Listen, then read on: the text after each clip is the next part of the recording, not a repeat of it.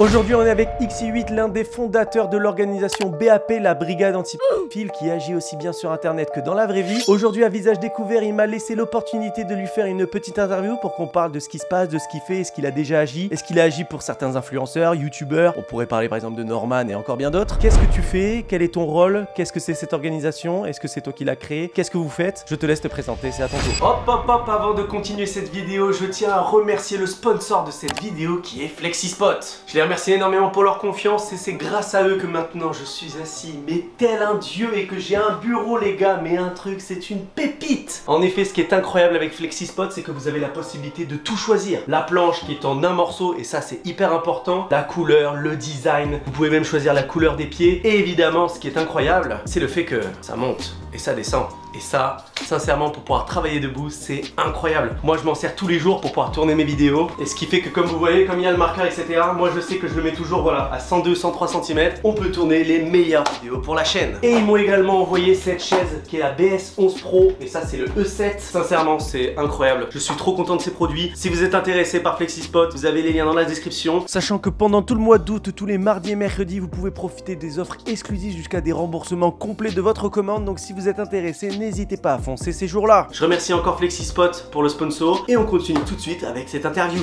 Alors moi c'est XI8, le créateur de la BAP. Par la suite, nous, notre rôle, c'est principalement de, comment dire, d'attraper les pédophiles, que ce soit sur Internet ou dans la vie active. Donc quand je veux dire dans la vie active, c'est que nous, on fait pas comme les autorités compétentes à l'arrêter, etc.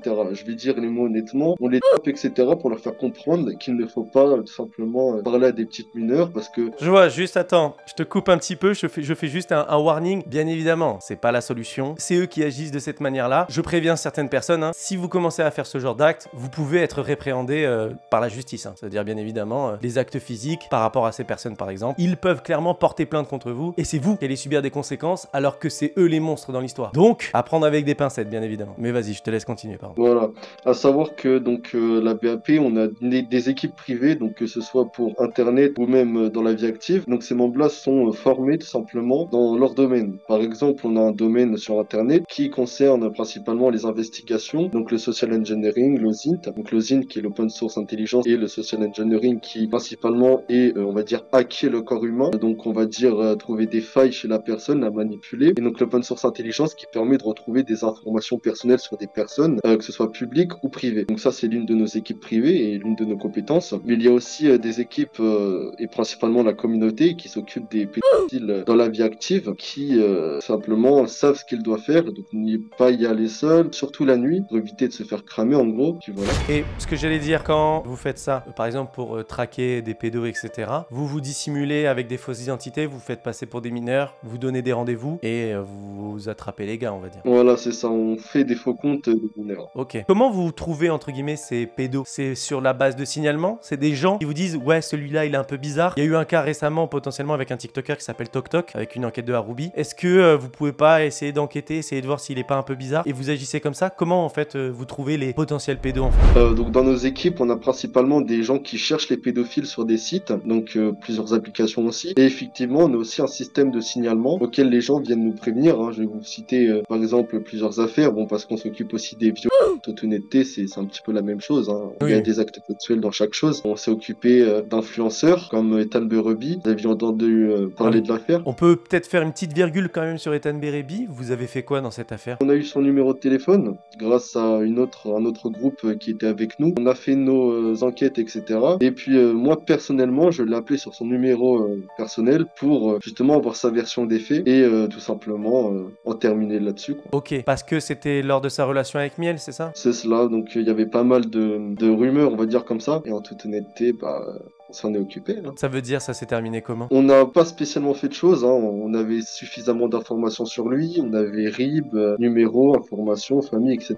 Moi, personnellement, je n'ai décidé de pas lâcher les informations au grand public parce qu'un autre groupe s'en occupait déjà. À savoir que il y a quelqu'un de sa famille qui travaille au Mossad, donc c'est assez dangereux de s'occuper de ça, mais mais voilà. Ah oui, ok, d'accord, ok. Ok, je me demandais si, en fait, avec ce que tu disais, c'était peut-être toi qui étais responsable de leur séparation, par exemple. Leur séparation s'est faite toute seule, hein, on va pas se le... Ok, très bien, intéressant, je m'attendais pas à ce que tu sortes un nom d'un mec comme ça, quand même. Vous êtes beaucoup dans cette organisation ou pas du tout? Je peux te donner une tranche, parce qu'on a plusieurs on a plusieurs équipes, on appelle ça des divisions. On a la division Delta, on en a beaucoup trop, on a Hades, Athéna, etc.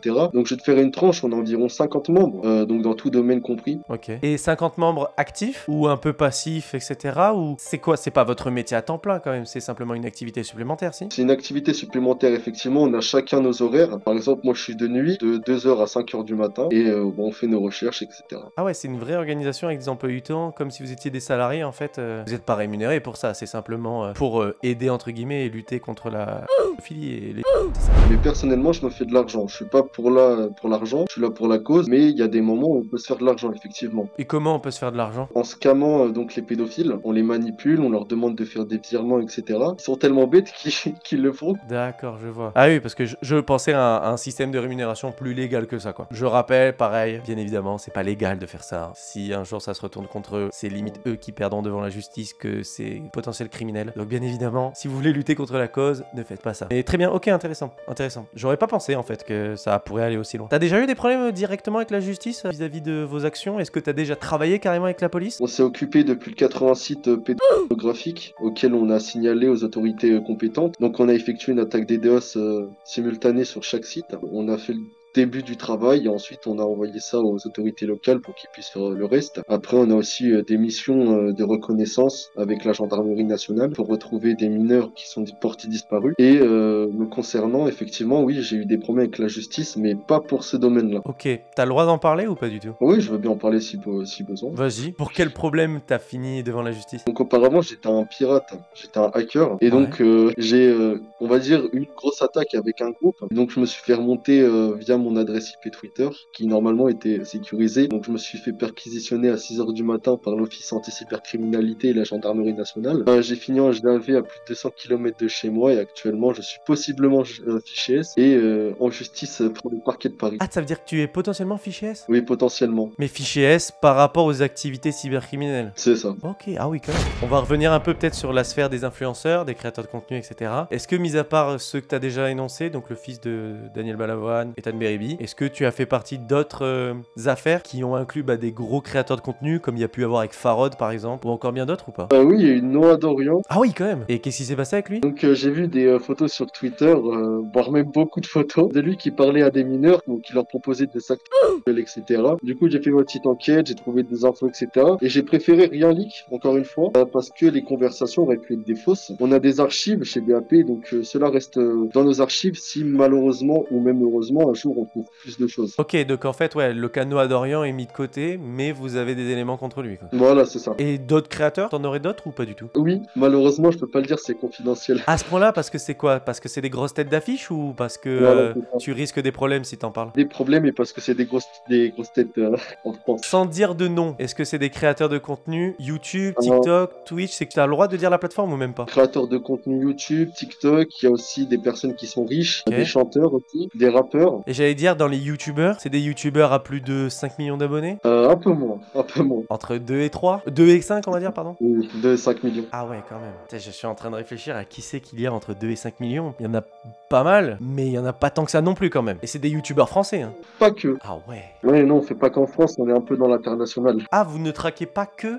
en France? C'est ça. On traque en Suisse, Belgique, Russie, à peu près partout. Ah, dans toute l'Europe un peu en fait. C'est ça. Ah bah, je m'attendais pas, je t'avoue, à avoir des révélations pareilles. Je savais qu'il y avait des trucs sous les tapis. Il y avait Squeezie qui avait fait un tweet à l'époque en disant balance ton youtubeur. C'est que lui, déjà à l'époque, il était au courant qu'il y avait des youtubeurs qui profitaient de leur fame pour faire des trucs bizarres avec des mineurs. Mais je m'attendais pas à ce qu'il y en ait d'autres et encore plus, quoi. Bah, comme l'histoire d'Astérion, on s'en est occupé aussi. Ah, bah super intéressant, dis-moi tout par rapport à Astérion, parce que je sais que lui, c'est quand même assez bizarre avec ses histoires de déguisement en je sais pas quoi là, chien, chat, je sais pas quoi là. Et on sait qu'il y a des affaires où il y a une affaire avec une mineure qui est sortie. Lui s'est défendu en disant qu'elle était complètement consentante, mais elle, dans son discours, elle dit qu'elle l'était pas. Tu t'en es occupé de cette affaire? On va pas dire ça comme ça. Je me suis occupé au début, effectivement, mais j'ai pas pris suite encore une fois. Mais néanmoins, j'ai eu des preuves contre son frère. Donc son frère aussi est dans ce domaine-là, visiblement. Donc voilà. Est-ce que tu as eu des preuves directement contre Astérion et également contre le frère d'Astérion? Alors actuellement, pour le frère d'Astérion, c'est en cours. C'est actuellement en live en cours. Donc on va avoir plus de preuves d'ici peu. Donc là, on a reçu un signalement de la part d'un gars de notre communauté qui nous a signalé ça avec des cons, avec etc. Très beaucoup de comptes d'ailleurs. Donc là, on est en train d'enquêter pour voir si c'est vrai, comment ça a pu se passer, etc. Et puis tout sera sur le Telegram. Ok, super. Bon, bah merci à toi pour cette petite interview. C'était super intéressant, on a appris beaucoup de choses. Est-ce qu'on peut te suivre quelque part pour terminer? Oui, j'ai Instagram et puis le Telegram de la brigade antipédophile. Merci à tous d'avoir suivi cette petite vidéo. N'hésitez pas à me donner votre avis dans les commentaires. N'hésitez pas à vous abonner, à liker et à partager cette fameuse vidéo. C'était Kioni, on se retrouve dans une prochaine vidéo.